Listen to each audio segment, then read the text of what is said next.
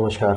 आज हमारे साथ हमारे स्टूडियो में कांग्रेस के सीनियर लीडर और यूथ लीडर भी कहा जा सकता है और बहुत मेहनती कार्यकर्ता भी कहा जा सकता है, मिस्टर आनंद देवप्पा है। नमस्ते सर, स्वागत है आपका। सब सबसे पहली बात तो यह है कि आप कांग्रेस के बहुत ही पुराने कार्यकर्ता रहे और रूट लेवल से आप कांग्रेस से ऊपर आए।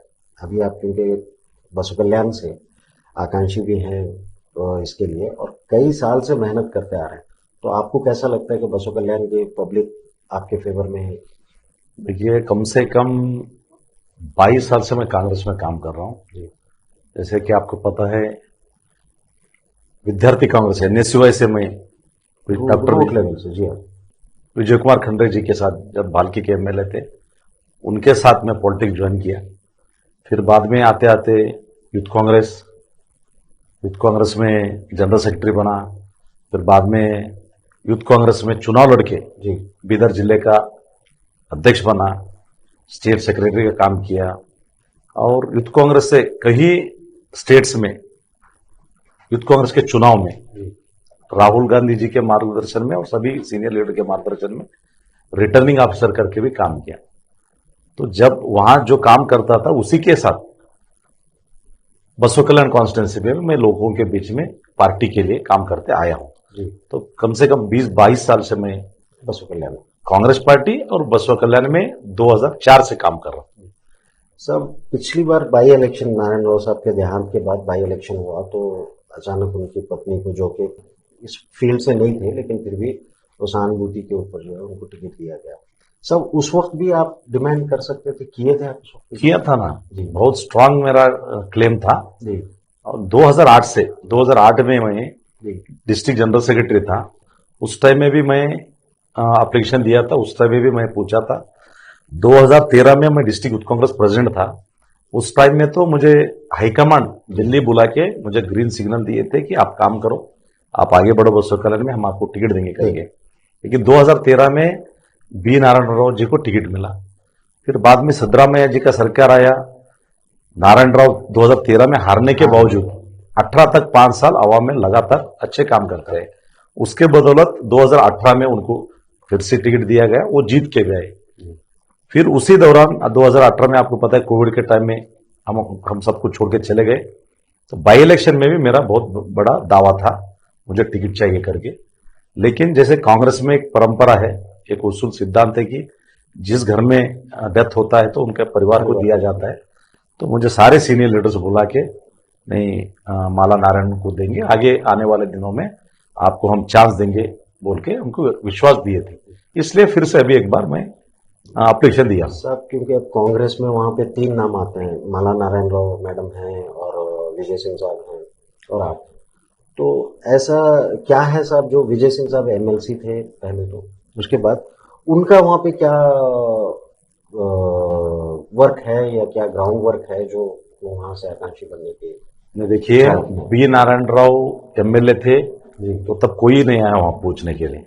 हम तो लोकल वाले हैं, बसु कल्याण के तालुके वाले हैं, बसु कल्याण क्षेत्र के हैं।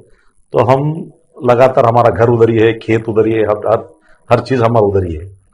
बी नारायण राव जब थे कोई भी नहीं आया उधर। जैसे ही बी नारायण राव का डेथ हो गया तो सबका नजर बसु कल्याण में गिरने लगा। उसी दौरान बी नारायण का डेथ होते ही विजय सिंह जी वहां पे आके काम करना शुरू करे। काम करना मतलब महीने में 2 दिन 4 दिन आना, फंक्शंस में अटेंड करना, वो एक काम कर रहे।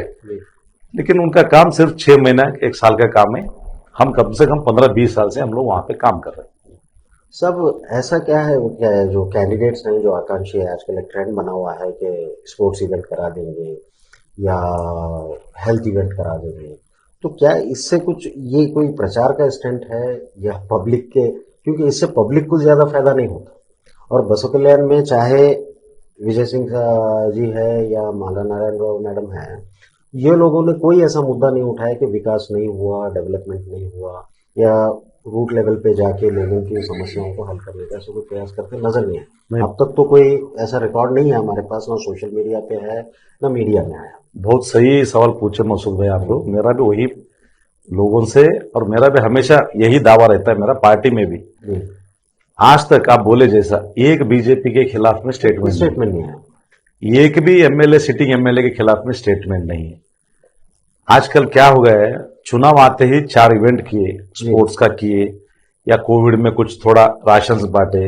वो खुद नहीं बांटे राशन जी, हम कहीं पे भी राशन दिए, कहीं पे भी किट्स दिए, पर्सनली मैं खुद जाके दिया। जी मैं मेरे को क्वेश्चन कर रहे हैं जी कि कोविड में कहाँ थे। कोविड में मैं जितना घूमा हूं, कोविड में मैं जितना काम किया हूं, वो फोटो मैं बताऊंगा, मेरे पास फोटोज रिकॉर्ड है, मैं ढूंढ के निकाल के रखा हूं, उनको दिखाना चाहिए। नहीं, इसमें कोई शक नहीं है, इसमें कोई दोहरा नहीं है कि आप लगातार कॉन्स्टिट्यूंसी में टिकट ना मिलने के बाद भी, बाई इलेक्शन में भी कंटिन्यूअसली पार्टी के पक्ष में काम करते रहे, चाहे टिकट किसी को भी मिले, लेकिन पार्टी वर्क आपका दर्ज है, वो देखने में आता भी है। पिछले बाई इलेक्शन में भी आप जो है बिल्कुल एक्टिव थे और पूरी तरह अपना जो जोर लगा के जिताने की पूरी कोशिश करें, हर वो तो भाग्य की बात थी। सब अब ये जो ट्रेंड चल रहा है पॉलिटिक्स का, पॉलिटिक्स अब जो है बिल्कुल धर्म पर डिपेंड हो गई है। अब जब भी पॉलिटिक्स की बात आती है, जीत या हार या पार्टी की बात आती है, तो अब बाइफिकेशन हो रहा है सिर्फ धर्म पे। तो बसो कल्याण में भी कुछ ऐसा ही है माहौल? देखिए, पूरे हिंदुस्तान में है ये जी, कास्ट का पॉलिटिक्स इतना अंदर जड़ जड़ तक गया है, उसको बहुत मुश्किल है तो निकालना। कब से ये पॉलिटिक्स बना हुआ है सब? ये बहुत बहुत दिन से, जब से बीजेपी सत्ता में आया, हाँ, ये कास्ट पॉलिटिक्स बनाई है। जी और हर जगह है, आपको भी पता है, हर जगह है। कहीं हिंदू मुस्लिम का चल रहा है, कहीं दूसरे दूसरे कास्ट के बीच में चल रहा है, तो कास्ट पॉलिटिक्स है।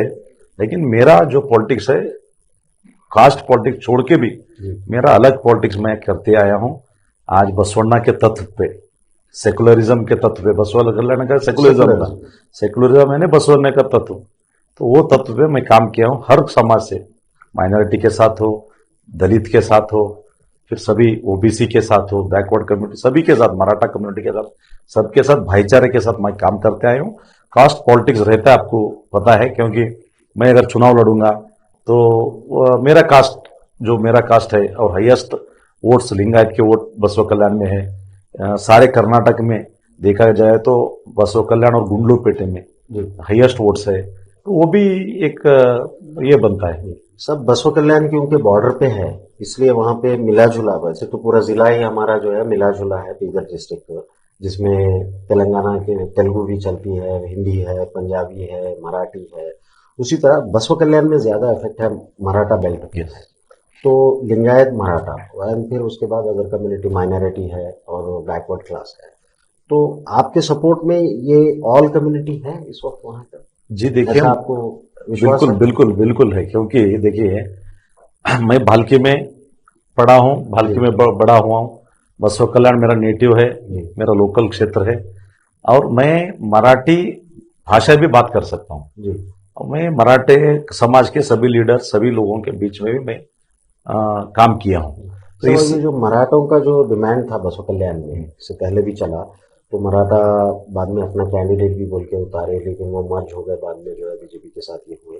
तो आपको ऐसा लगता है शानू सलगर साहब जो अभी फिलहाल सिटिंग एमएलए हैं, उनके पीरियड में उन्होंने अब तक कुछ डेवलपमेंट वर्क किया है वहाँ पे, या आपको ऐसा लगता है कि डेवलपमेंट नहीं हुआ और होना चाहिए? देखिए, मैं परसों ही एक प्रेस कॉन्फ्रेंस किया बसव कल्याण में जी, उसमें मैं ओपन प्रेस में बताया कि सबसे कम गवर्नमेंट से बजट लाने वाला क्षेत्रों में से बसव कल्याण एक क्षेत्र है जी, सबसे कम बजट लाने में। और जब ये बाई इलेक्शन आया था, बाई इलेक्शन में सारे मुख्यमंत्री, होम मिनिस्टर, सारे कैबिनेट मंत्री आके हम बसव कल्याण को पूरा जन्नत बनाएंगे करके मोटे वादे किए थे। लेकिन आज मैं टीवी में कुछ वीक पहले, कुछ दिन पहले टीवी में देखा कि कम अनुदान लेने में बसव कल्याण टॉप में है करके, तो इससे पता चलता है कि क्या डेवलपमेंट हुआ है। सब बसो कल्याण से जुड़े जो विलेजेस हैं, छोटे छोटे विलेजेस हैं, जो आज भी जो है उनमें वो बैकवर्डनेस की झलक है, जैसे रोड, पानी, यहाँ तक कि प्राइमरी हेल्थ सेंटर्स, और उस चीज की कमी है।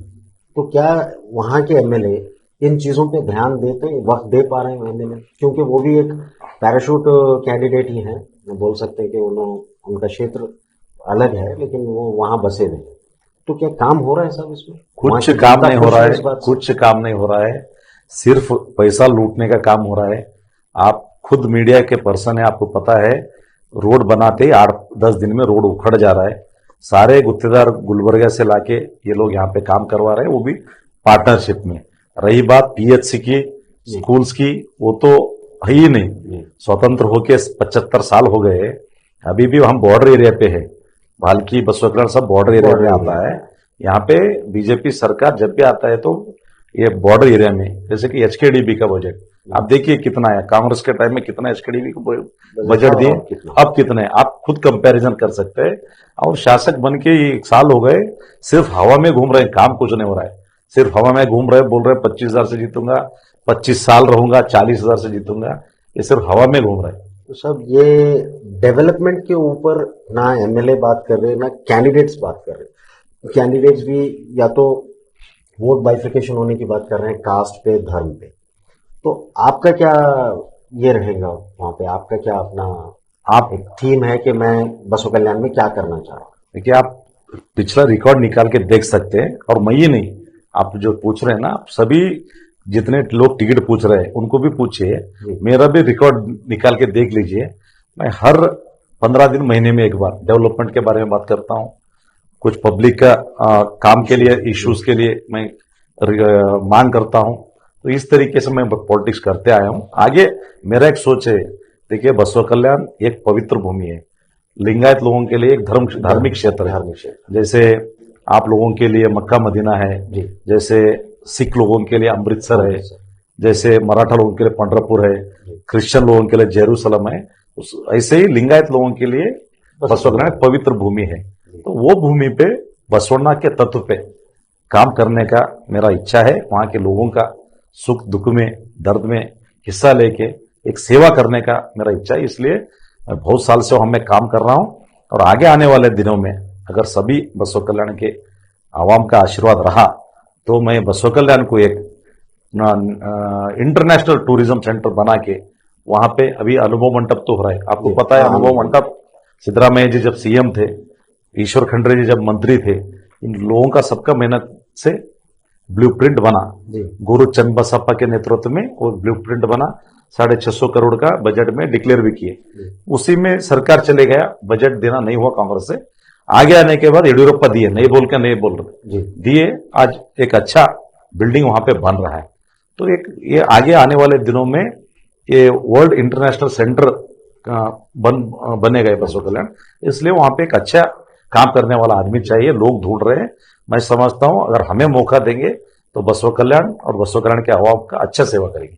सब आपको क्या लगता है कि आपको अगर टिकट मिल जाता है तो वहां की पब्लिक आपको स्वीकार क्यों करे और आपको आशीर्वाद क्यों दे? तो इसके कई रीजंस है। एक तो कांग्रेस पार्टी में 20-22 साल से मैं वर्क करता है। कोई एक आंख पे धब्बा नहीं है, किसी का खराब नहीं चाया, किसी का एक पैसा नहीं खाया, हम किसी को तकलीफ नहीं दिए, वो हिसाब से काम कर रहा हूं। रही बात हर कम्युनिटी के साथ, जी कभी भी कुछ भी है तो उनके साथ मिलजुल के काम करते आए हैं। बीदर में हो, भालकी में हो, बसव कल्याण में हो, आपको पता है मैं सभी कम्युनिटी के साथ भाईचारे से काम कर रहा हूं। इसलिए मुझे यकीन है कि मैं एक नॉन कंट्रोवर्शियल आदमी हूं। मेरे पास क्या ये नहीं है, कोई कंट्रोवर्सी नहीं है। तो मुझे यकीन है कि मुझे बसव कल्याण का आवाम आशीर्वाद करेंगे। सब अब वहां पे क्योंकि आपको काउंटर कर रहे हैं, एक ही पार्टी से हैं, विजय सिंह साहब। तो विजय सिंह जी को टिकट मिलने के कितने चांसेस हैं या आपको मिलने के कितने चांसेस हैं? आपको क्या लगता है पार्टी की स्थिति नहीं, क्या है? देखिए, मुझे तो सारे लीडर्स बोले हैं, जी कम से कम 2008 से 12-14 साल से मैं वेटिंग में हूं, जी 4 बार टिकट पूछा हूं, तो मुझे सब लोगों ने विश्वास दिया है कि इस बार देंगे करके। तो हमारा लोकल का क्षेत्र है, हम लोकल वाले हैं, बहुत साल से मांग रहे हैं। नारायण राव 89 में वहां से चुनाव लड़े थे जनता पार्टी से, जी लगातार टिकट पूछ रहे थे, फिर बाद में लास्ट में उनको टिकट मिला, है ना। तो हम का लोकल वाले पूछ रहे हैं, काम भी किए हैं, पूछ रहे हैं, 4 दिन आए 4 दिन गए, ऐसा नहीं है हमारा। सब क्योंकि विजय सिंह साहब एक परिवार से आते हैं जो पॉलिटिकल परिवार से, और जिनके ताल्लुकात बहुत करीबी स्वर्गीय धर्म सिंह साहब है। धर्म सिंह एमपी भी रहे यहाँ पे, और उनके एमपी रहते ही विजय सिंह जी को जो है एमएलसी भी बनाया गया, और ये करीबी हैं खड़गे साहब के। तो खड़गे जी अब क्योंकि सबसे बड़े पोस्ट पे हैं कांग्रेस में, तो क्या वो इम्पैक्ट पड़ेगा, आपको इससे इफेक्ट होगा? देखिए, टिकट के कांग्रेस मामले में। कांग्रेस में एक पॉलिसी पे काम चलता है, जी करीबी दूरी से नहीं चलता है। जी अभी फिलहाल आपको पता है उदयपुर में एआईसीसी का अधिवेशन होना हुआ, सीडब्ल्यूसी का मीटिंग हुआ। उस मीटिंग में वन फैमिली वन टिकट करके पता है। रेजोल्यूशन किए हैं। जी तो ऑलरेडी उनके भाई एक जवर्गी में एमएलए हैं, तो सभी एक ही परिवार को दिए, तो हम वर्कर जो 22 साल से हम काम कर रहे हैं, हम किधर जाना है? तो अब क्योंकि सिर्फ विजय सिंह साहब ही नहीं वहां से बसो कल्याण से, उनके ब्रदर इन लॉ हैं चंद्र सिंह जी, जो साउथ से टिकट डिमांड कर रहे हैं। तो ऐसा नहीं लगता साहब कि एक ही परिवार जो है टिकट डिमांड कर रहा है? तो क्या इसमें कुछ ये होगा? तो वही बोल रहा हूं ना मैं, एक ही परिवार डिमांड कर रहे हैं, लेकिन चंद्रा सिंह अभी 10-12 साल से वहां पे काम कर रहे हैं, ठीक है, काम साउथ कर रहे में, हैं, जी। साउथ में काम कर रहे हैं। हाँ, वो काम कर रहे हैं, टिकट पूछ रहे हैं। इन्हों 6 महीना भी नहीं हो गया, आते ही टिकट पूछे। हाँ, आते ही एमएलसी बने। हम 22 साल से यहाँ, हम अभी झड़पी मेंबर भी नहीं बने। हम कहाँ जाना, किसको पूछना? आनंद बाबा जी, एक चीज ये समझ नहीं आती, आप थोड़ा सा क्लियर भी करिए व्यूअर्स को कि विजय सिंह साहब किस बेसिस पर टिकट डिमांड कर तो रहे वही पूछ रहे ना, किस वजह से पूछ रहे, हम भी वही पूछ रहे। हैं? जी हम वही पूछे तो उनको गुस्सा आ रहा है। जी, हम वही पूछे किस वजह से बसो कल्याण में पूछ रहे भाई बोल के। क्योंकि उनका क्षेत्र जवर्गी है। जवर्गी देखिए से क्या है। हुआ, धर्म सिंह साहब यहाँ पे एमपी बने थे। हम सब जब धर्म सिंह साहब जवर्गी में हार हार हार गए हार थे, के बाद, जी तो हमारा एक डिमांड था, मैं जनरल सेक्रेटरी था पार्टी का, जी वीके पटेल अध्यक्ष थे। जी तो हमारा एक ये था, एक सीएम आदमी है यहाँ पे आके डेवलपमेंट हो जाएगा, सभी आवाम का भला होगा, ऐसा आदमी एमपी बनना चाहिए करके हम उनको रिक्वेस्ट करके 4-5 लोग हम लगातार जाके पैर पड़ते थे। बी नारायण राव, मैं, बक्कप्पा शरीकार, राजकुमार हजारी, कोटे, जी जाके जाना साहब बीदर को आओ, बीदर को आओ करके, तो लाके उनको एमपी बनाए। बनाए ठीक है, सब। तो एमपी बनाए, अच्छे काम भी धर्म सिंह साहब किए, सब आवाम के बीच में अच्छे से थे, सब अच्छा डेवलपमेंट भी काम किया। विजय सिंह साहब औराद में इंचार्ज थे एमपी इलेक्शन में। जी पूरा औराद में कांग्रेस में गुटबाजी करके, वहां पे सभी झगड़ा करके, सबके साथ लड़ाई करके, वहां कांग्रेस के कैंडिडेट को हारने में सबसे नंबर वन पे विजय सिंह साहब आते। जी फिर बाद में बीदर में भी यहाँ पे रहीम खान के टीम को डिस्टर्ब करने का काम हमेशा। जी भालकी हुमनाबाद के एमएलए के साथ भी डिस्टर्बेंस, वहां पे भी गुटबाजी करना। एमपी आया, एमपी का टिकट पूछे, ईश्वर खंडरे साहब टिकट पूछ रहे थे, उनके विरुद्ध में एमपी पूछे। जी। फिर अब बसवा कल्याण में एमएलए पूछ रहे, एमएलसी सिटिंग एमएलसी थे, एमएलसी खड़ा ठहर सकते थे ना, जी हाँ, एमएलसी के लिए छोड़ के चले गए, छोड़े पैसे लगते, फिर जीतते कि नहीं बोल के डर के छोड़ के चले गए। जी अब एमएलए को पीट लगे, पार्टी नहीं, तुम ठहरना, तुम इलेक्शन कंटेस्ट करना ही बोले तो भी एमएलसी सिटिंग एमएलसी का छोड़ दिए। सब बसो कल्याण में ऐसा लगता है कि कांग्रेस से मुकाबले में है इस वक्त टिकट की रेस में। यानी और ऐसा मुकाबला नहीं है, मैं जी पहले भी क्लियर मीडिया में बोला हूं, अभी भी बोल रहा हूं, हमारे पास कोई कंपटीशन नहीं है, टिकट का कंपटीशन है। जी लेकिन बात कब पैदा हुआ, ये कोई टीवी में संभावनीय पट्टी बोल के आया, मतलब हो सकता है कैंडिडेट हो सकते हैं, जी। मतलब उसको लेकर ये अपने लोगों को लगा के फटाके उड़ाना, ये टिकट मिल गया, मिल गया हाँ, वो पिछले दिनों चला हाँ, भी था, हाँ। सोशल मीडिया पे भी बहुत ज्यादा आया था, बहुत टिकट तो डिक्लेयर हाँ, हो गया। तो नहीं हो गया, मेरा टिकट हो गए। तो इस तरह से क्या होता है, पार्टी का ये होता है, सिद्धांत को ठेस पहुंचता है और वर्कर को भी ठेस पहुंचता है। सब लोग हमें फोन करना, साहब फाइनल हो गया, फाइनल, वैसा फाइनल नहीं होता कांग्रेस में। जी। कांग्रेस में टिकट फाइनल होने का एक सिस्टम है, उस सिस्टम से फाइनल होता है। तो इसलिए मैं बोला कि ऐसा नहीं है बोल के, जी तो फिर वो अग्रेसिव होके तू मैं शुरू किए। जी अब मैं भी बोल सकता हूँ तू क्या है बोल के, लेकिन मैं एक एजुकेटेड एक आदमी हूं, मैं सिंगलर में बात नहीं करूंगा, लेकिन हमारा हक है, हमारा क्षेत्र है, हमारा हक है। आप अगर टिकट भी लेके आए, कल कौन काम करना, हम ही करना ना। आप एमएलसी का टिकट लेके आए, कौन सामने ठहरा कि मैं ही तो वोट डाला मेरे गांव में, 14 वोट सामने ठहर के वोट डाला है साहब। क्योंकि आप एक संपादक भी हैं, तो आपका व्यू क्या बताता है, क्योंकि आपके आर्टिकल्स भी रहते हैं, लिखते हैं आप उसको, तो बसो कल्याण का ग्राफ क्या बताता है? ग्राफ मतलब किस चीज का? डेवलपमेंट से लेके अब आने वाले कैंडिडेट, कांग्रेस के कैंडिडेट का क्या? देखिए मसूद जी, जब ईश्वर खंडरे जी इंचार्ज मिनिस्टर थे, कम से कम 80 करोड़ का बजट हमको बसवा कल्याण को अलॉट किए थे। बी नारायण राव एमएलए थे, बहुत ही अच्छा काम हुआ है। आज भी 80 करोड़ में आज भी अभी भी पैसा वहीं पे पड़ा है, अभी भी डेवलपमेंट काम नहीं हो रहा है, पैसा वैसा ही पड़ा है म्यूनसिपैलिटी में, 10-10 20-20 करोड़ वर्क नहीं हो रहा है। वो पैसा खर्च करके एमएलए साहब काम करने के बजाय जाना, सिर्फ नारियल फोड़ना, काम चालू बोल के बोलना, अपने गुत्तेदारों को काम देना, रोड खराब करना, बिल्डिंग खराब करना, ऐसे काम चल रहा है। तो जो काम कांग्रेस के टाइम में हुआ था वही काम आज भी हो रहे हैं, वही अभी भी चल रहे हैं। नया काम नहीं है। अनुभव मंडप का एक आया, मैं बोल रहा हूँ ना, अनुभव मंडप का कांग्रेस का ब्लूप्रिंट था। येडियुरप्पा जी पैसे दिए थोड़ा, अभी पूरा नहीं दिए, थोड़ा पैसा दिया, अभी चल रहा है, वो एक काम है, उसको छोड़ के दूसरा कुछ काम नहीं है। आज देखिए गोरटा में सरदार वल्लभ भाई पटेल का ये बना, तो बोले अभी 8 साल हो गए, अमित शाह के चालू करके गए, अभी भी पेंडिंग है, अभी पेंडिंग है। मतलब इनका काम क्या, मैं वो कर रहा हूँ, ये कर रहा हूँ। ये गांव जो है 2014 में जब मोदी जी की गवर्नमेंट बनी तो उन्होंने हर एक एमपी को जो है एक गांव गोद दिया था, तो ये भी हमारे एमपी आदर्श गांव भागवंत खुबा को दिया। तो आपको वहां पे मंत्री जी फिलहाल जो मंत्री हैं, केंद्रीय उर्वरक मंत्री, तो उनकी विजिट आपको देखने में आई कभी? देखिए हर एक एमपी को एक ग्राम आदर्श ग्राम बोल के जी वो क्या बोलते हैं अडॉप्शन करने के लिए बोला था। आज आप खुद जाके देखिए गोल्टा में 1 रुपए का काम नहीं हुआ। ये लोग प्रोग्राम किए, वहां पे भाषण दिए, सब किए, लेकिन एक सिंगल रोड नहीं बना, एक नाला नहीं बना, कुछ नहीं। क्योंकि गोल्टा मेरे गांव से 3 किलोमीटर पे, मेरा गांव मुचलम है, मेरे गांव से 3 किलोमीटर पे, मैं डेली आते जाते रहता हूँ, वहां पे कुछ डेवलपमेंट नहीं हुआ है। इधर आदर्श ग्राम हुआ है करके पंचायत से बजट रिलीज नहीं हो रहा है। तो पिछले दिनों हमारी टीम क्योंकि बसो कल्याण के बाई इलेक्शन में गई थी, तो लगभग 1 साल हो गया, तो उस वक्त देखने में आया था कि वहां के लोग गोरठा के पानी के लिए कई किलोमीटर दूर जाके लेके आना पड़ता है। तो क्या आप गांव का दौरा किया? नहीं, मैं बहुत बार दौरा किया हूँ, बहुत बार गांव में उधर ही, मैं ज्यादा उधर ही रहता हूँ मैं जी। वहां पे बहुत प्रॉब्लम है, पानी का प्रॉब्लम है। एक दलित का बस्ती है जी, जब भी बारिश आता है पूरा बस्ती डूब जाता है, 100-150 घर पूरा पानी में, तो पूरा लोग पानी विरोध लिया है वो कभी उसके ऊपर वहां की पब्लिक कभी नहीं। मैं कई बार वो गांव को गया हूँ, जब भी बारिश आता है पानी में पूरे घर डूब जाते हैं, लोग डूब जाते हैं, लोग तैरते हैं पानी में। हाँ, वहां पे ऊपर एक छोटा सा, टोटल स्थिति खराब है, बहुत खराब है। हर बार पानी आता है तो मैं जाके विजिट किया हूँ, कोई आया नहीं, एमपी साहब नहीं आए, एमएलए नहीं है, कोई नहीं है। जैसा कि हर बार मैं सवाल करता हूँ जो भी रहते हैं उनसे, कि आज की पॉलिटिक्स जो धर्म पे डिपेंड हो गई है, उस पर ये क्यों नहीं बताते? क्योंकि हम लोग युद्ध के एरा में जी रहे हैं, पूरा इंडिया, उसी तरह कर्नाटक में बीदर भी है। तो बसो कल्याण के आमतौर पे लोगों को युद्ध को देखा जाता है कि वो लोग जो है बसो कल्याण से बॉम्बे, यहाँ तक कि इवन इलेक्शन के टाइम पे आप देखेंगे तो बाहर से आके वोट डालते हैं लोग, इसमें शक नहीं।